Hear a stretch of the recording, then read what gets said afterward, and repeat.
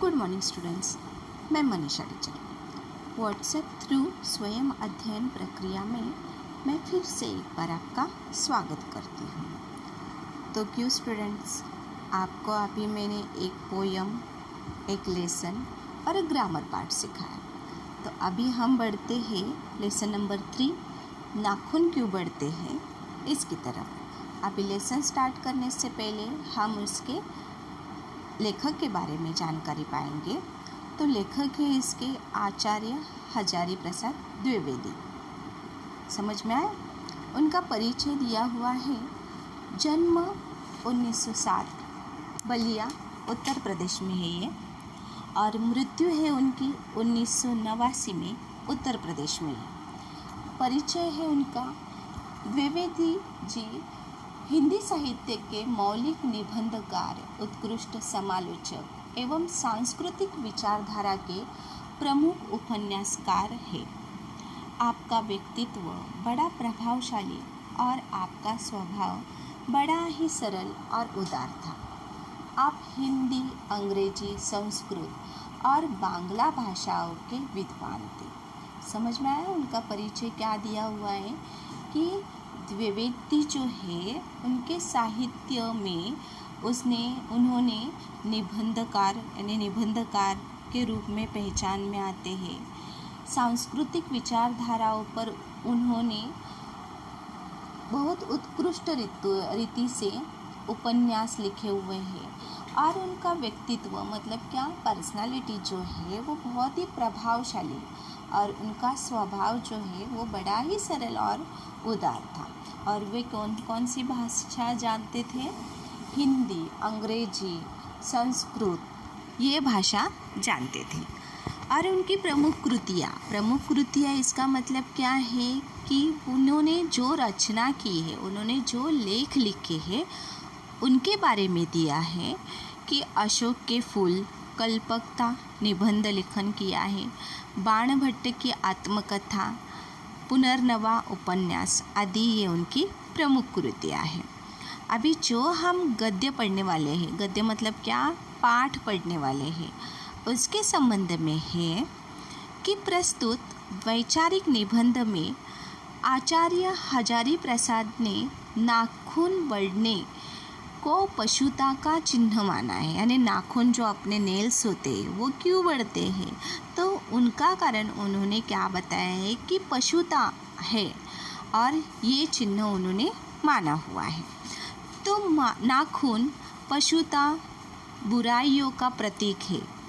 आपका कहना है कि जिस तरह नाखून बढ़ने पर हम उसे काट देते हैं, ठीक उसी तरह यदि किसी में बुरी आदतें आ जाएं तो उन्हें त्याग देना चाहिए। क्या समझाया है उन्होंने अपने गद्य संबंधी में कि अगर जैसे कि हमारे नेल्स बढ़ते हैं, नाखून बढ़ते हैं, तो हम क्या करते हैं, उसको काट देते हैं।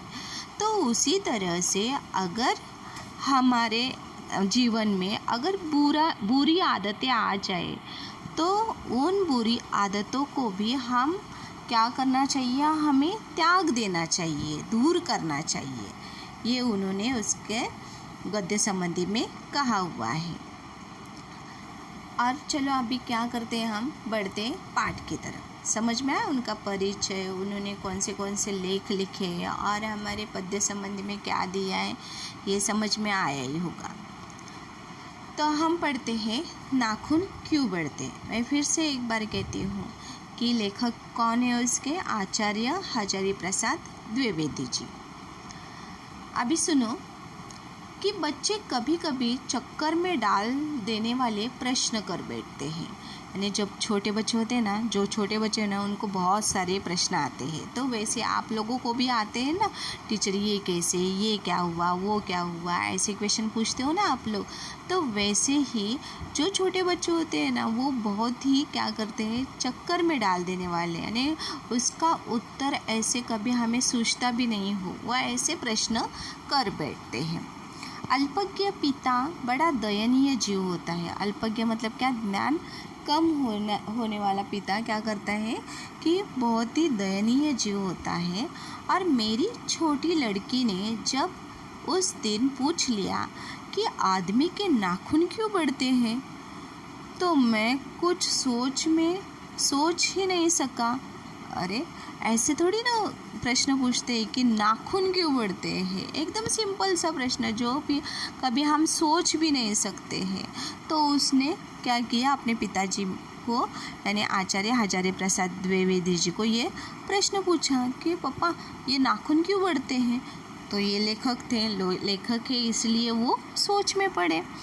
तो हर तीसरे दिन नाखून बढ़ जाते हैं, है ना, हम काटते हैं, बार बार हम पनिशमेंट भी करते हैं, टीचर्स लोग पनिशमेंट भी इसके बारे में करते हैं, नाखून नेल्स क्यों बढ़ते हैं, ऐसे कहते हैं नेल्स काटो, तो ऐसे कहते हैं ना। तो लेखक क्या कहते हैं कि हर तीसरे दिन नाखून बढ़ जाते हैं, काट दीजिए, वे चुपचाप दंड स्वीकार लेंगे।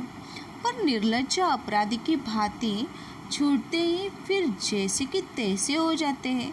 आखिर ये इतने बेहया क्यों है। यानी क्या पूछा है कि हम जब वो बढ़ते हैं हम काटते हैं, एकदम निर्लज्ज, कुछ उनमें लाज ही नहीं रही है, एकदम निर्लज्ज की भांति क्या करते हैं, जैसे हम काटते हैं वैसे ही वो शुरुआत करते हैं बढ़ने की। तो वैसे ही उन्होंने क्या कहा है कि जैसे कि तैसे हो जाते हैं। आखिर कितने ये बेहया क्यों है, ये समझ में आया पैराग्राफ। अभी नेक्स्ट पैराग्राफ में क्या दिया है कि कुछ लाखों वर्षों की बात है कि जब मनुष्य जंगली था। मनुष्य का निर्माण किस में हुआ है, पहले किस में जन्म लिया था, जंगल में। तो जब मनुष्य जंगल में रहा था, जंगली था, बनमानुस था। बनमानुस मतलब क्या कि वानर का मनुष्य था, बनमानुस जैसा था। तो उसे नाखून की ज़रूरत थी। उसकी जीवन रक्षा के लिए नाखून बहुत ही ज़रूरी थे। असल में वही उसके अस्त्र थे, दांत भी थे, पर नाखून के बाद ही उनका स्थान था। धीरे धीरे वह अपने अंग से बाहर की वस्तुओं का सहारा लेने लगा। जैसे कि अभी वो सोच में पड़ रहे हैं, सोचते सोचते उनके मन में क्या आ गया कि ये जो मनुष्य है पहले कौन था, जंगली था, बनमानुस था, तो यानी वानर के स्वरूप में था। तो तब उसको क्या थी कि ये नाखून की ज़रूरत थी, नाखून उसके हथियार थे। उसके जीवन की रक्षा के लिए नाखून बहुत ज़रूरी थे। यानी जब वो जीवन की रक्षा करने के लिए ये किसका इस्तेमाल करता था, नाखून का ही इस्तेमाल करता था। तो नाखून से वो क्या करता था, अपने जीवन की रक्षा कर देता था। असल में वही उसके अस्त्र थे। हाँ, और दांत भी थे, जैसे कि वो नाखून का इस्तेमाल करता था वैसे ही दांतों का भी इस्तेमाल करता था, पर नाखून के बाद ही उनका स्थान था। धीरे धीरे वह अपने अंग से बाहर की वस्तुओं का सहारा लेने लगा। जैसे कि ये अपने अंग है, अपनी बॉडी पार्ट से। अभी जैसे जैसे वो उसकी प्रगति बढ़ने लगी तो अपना रक्षण करने के लिए उसने क्या किया कि बाहर की वस्तुओं का उन्होंने सहारा लिया। उसने हड्डियों के भी हथियार बनाए। मनुष्य धीरे धीरे और आगे बढ़ा, परंतु धातु के हथियार बनाए उसने। इतिहास आगे बढ़ा। कभी कभी मैं हैरान होकर सोचता हूँ कि मनुष्य आज अपने बच्चों को नाखून न काटने पर डांटता है। वे रोज़ बढ़ते हैं और मुझे ऐसा लगता है कि मनुष्य अब नाखून को नहीं चाहता। इसमें क्या समझाया है कि यहाँ तक हम आ गए थे। धीरे धीरे वो अपने अंग से बाहर की वस्तुओं का सहारा लेने लगा। यानी अभी जब वो नाखून और अपने दांत का इस्तेमाल करता था, तो जैसे जैसे इतिहास बढ़ता गया तो वैसे वैसे उसने क्या किया, बाहर के वस्तुओं का उसने स्वीकार कर दिया। उसने क्या किया, हड्डियाँ जो होती है, हाँ, तो उसके भी हथियार बनाए और उसकी प्रगति हो गई, वो आगे बढ़ा और उसने हथियार बनाए। इतिहास यानी हिस्ट्री जो है वो आगे बढ़ी। कभी कभी मैं हैरान होकर सोचता हूँ, यानी लेखक ऐसे हैरानी से सोचते हैं कि मनुष्य आज अपने बच्चों को नाखून न काटने पर डांटता है। वे रोज़ बढ़ते हैं, है ना, डांटते हैं ना। जब नाखून बढ़ते हैं तो पेरेंट्स लोग ही बोलते हैं या उनकी टीचर्स बोलती है आज नाखून नहीं, नेल्स नहीं काटे, तो बाहर ही रहो, क्लास के बाहर ही रहो, ऐसी पनिशमेंट आप लोगों को होती है ना। तो वैसे ही क्या करते हैं कि रोज़ बढ़ते हैं। मुझे ऐसा लगता है कि मनुष्य अब नाखून को नहीं चाहता। यह उसकी भयंकर पाशवी वृत्ति के जीवंत प्रतीक है और मनुष्य की पशुता को जितनी बार भी काट दो वह मरना नहीं चाहते। यानी इसका मतलब क्या हो गया है कि हर रोज़ वो बढ़ते हैं।